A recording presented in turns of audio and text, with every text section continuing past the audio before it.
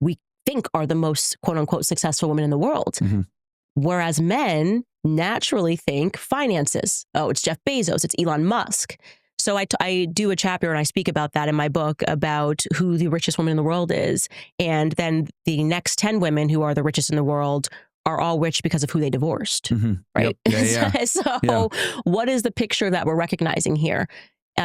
We don't measure success in the same terms as men measure success, nor should we.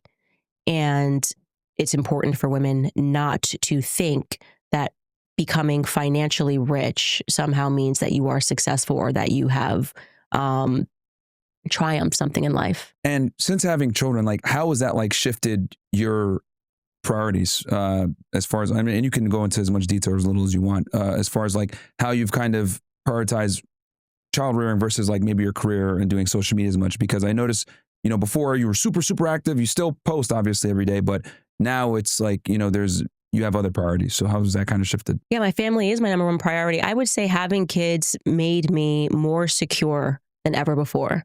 I just don't care about the noise. None of it matters anymore. And also I have real stake in this fight. Before, these were just ideas. America shouldn't be run like this. This is why, this is what's bad. Once you have kids, you have actually a real stake in the future of America. So when I am podcasting, the subjects that I am covering to me are existential, right? Are we being ruled by pedophiles and criminals? That's now existential for me.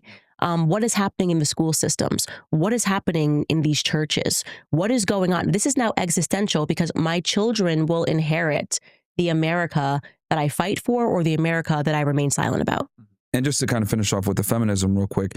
So what do you think are the top 3 things holding women back from fulfillment and happiness right now? The number one thing I would say that's holding women back would be not understanding the history of feminism, I think. I think once you know that, everything, like knowledge is actually power.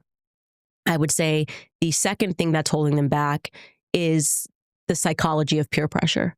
And that is the psychology and the peer pressure starts when we are in school with women being told you have to go to college, you have to have a career. The last thing you should be thinking about, you have plenty of time. You don't actually have plenty of time. Biologically speaking, you literally don't have plenty of time. Men might have plenty of time, biologically speaking, but your body is telling you you don't. And so I think, and then that kind of gets into the education. The education system truly is just Soviet propaganda in the classrooms. So those would be the top 2 things. And so they're ignoring their gut instinct and following the herd. So